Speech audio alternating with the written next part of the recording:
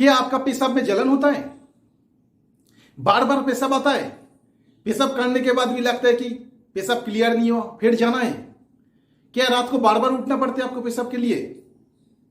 क्या आप पेशाब को होल्ड भी नहीं कर पाते हो? करने से पहले ही आपका पेशाब निकल जाता है?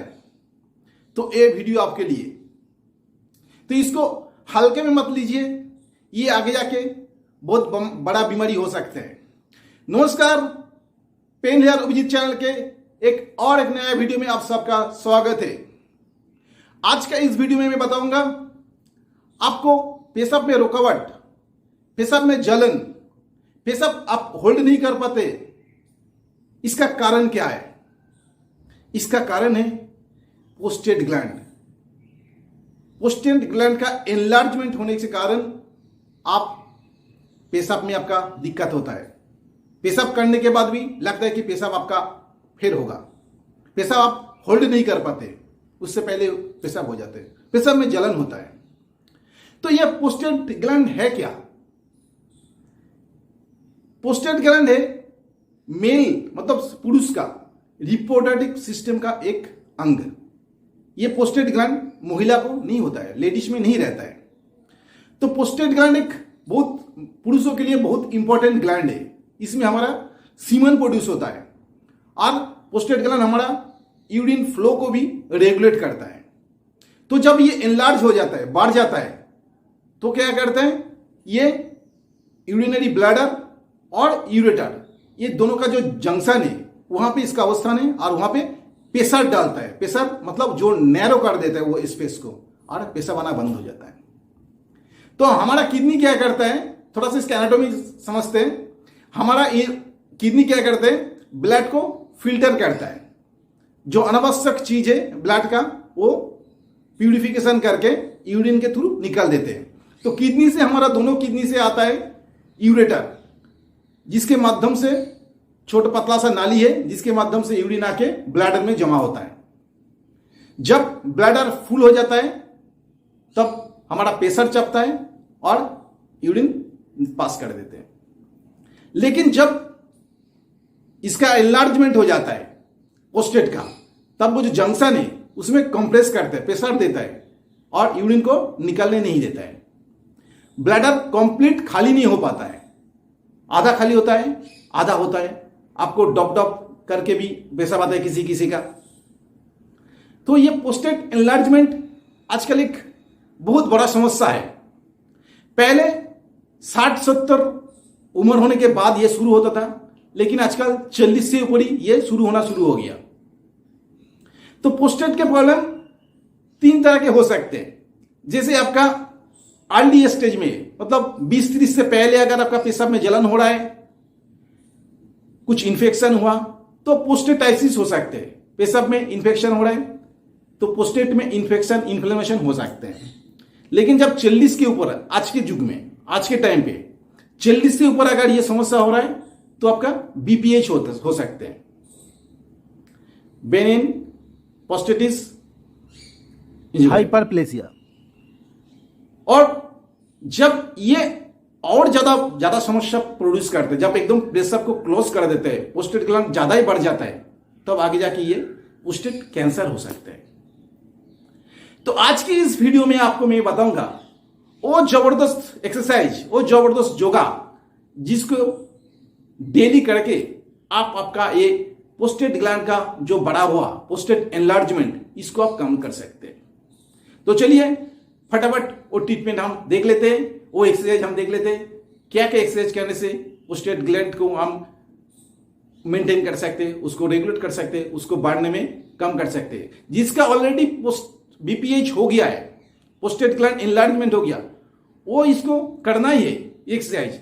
और जिसका उम्र अभी 40 से ऊपर चल रहा है तो वो भी आज से ये एक्सरसाइज करना शुरू कर दीजिए, क्योंकि ये प्रोस्टेट का प्रॉब्लम आजकल बहुत ज्यादा हो रहा है। तो चलिए देखते हैं कौन सी एक्सरसाइज है जिसको करके आप प्रोस्टेट एनलार्जमेंट को, प्रोस्टेट की जो ग्रोथ हुआ बढ़ गया, उसको आप कम कर सकते हैं। सबसे पहले जो आसन करेंगे उसका नाम है बद्ध कोणासन या कोबलर पोज। सीधा पैर सीधा कर दीजिए, पैर को फोल्ड करके दोनों पैर को एकदम प्राइवेट पार्ट की नज़दीक में लेके आए। दोनों हाथ बैक साइड में रख के थोड़ा सा सामने पुश कीजिए, पैर के नज़दीक प्राइवेट पार्ट आ जाएगा। हाथ को इंटरलॉक करते हुए दोनों पंजे को पकड़ते हुए प्रेशर देते हुए रखें और दोनों थाई को नीचे की तरफ दबा के रखें। लंबा गहरी सांस लेते हुए पैर को नीचे ले जाए और वहाँ पे 30 सेकेंड होल्ड करें। फिर सांस छोड़ें, पैर को ऊपर करें, फिर सांस ले, दोनों थाई को नीचे की तरफ ले जाए ज़मीन के नज़दीक जितना हो सके। 30 सेकेंड होल्ड करें, फिर रिलैक्स हो जाए।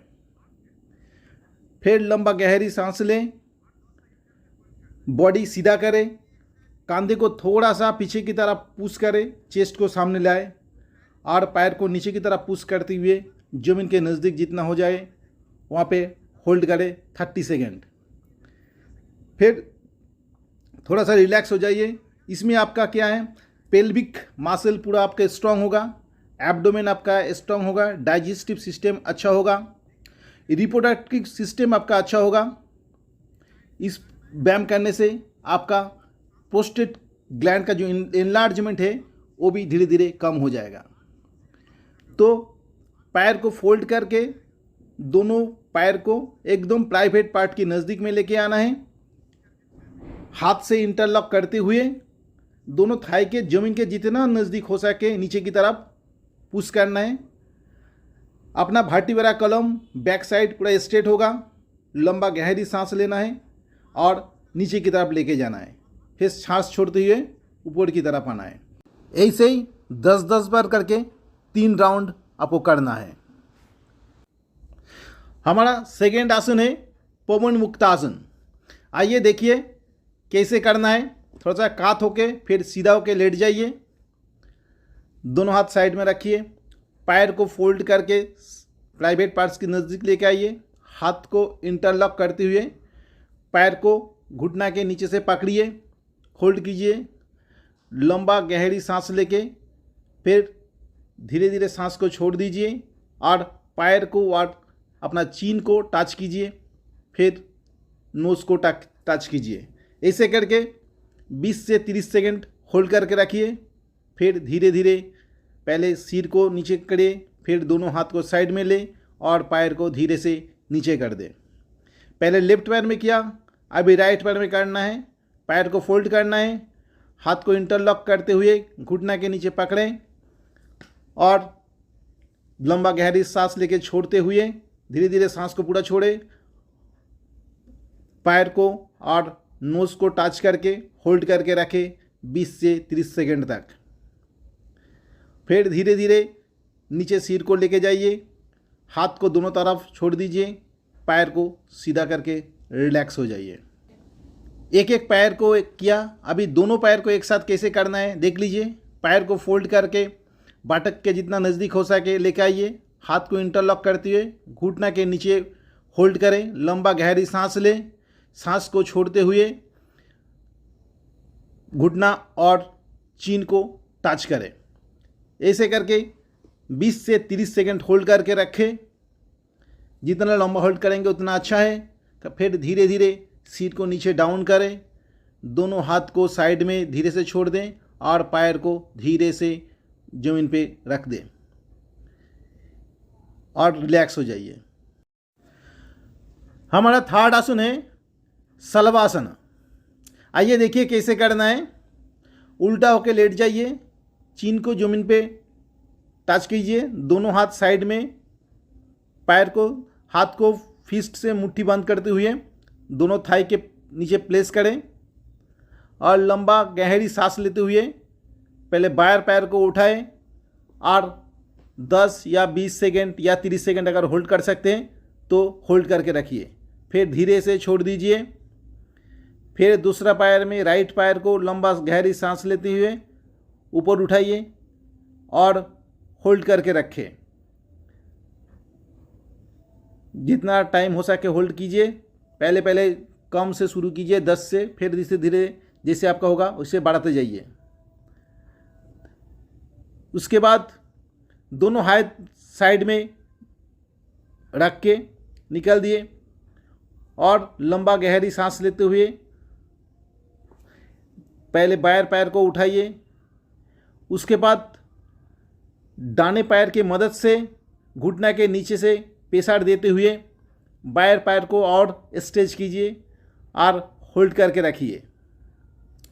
इसमें भी आप 10 या 20 सेकंड होल्ड करके रखें, फिर धीरे धीरे छोड़ दीजिए। सांस छोड़ते हुए पैर को डाउन करें।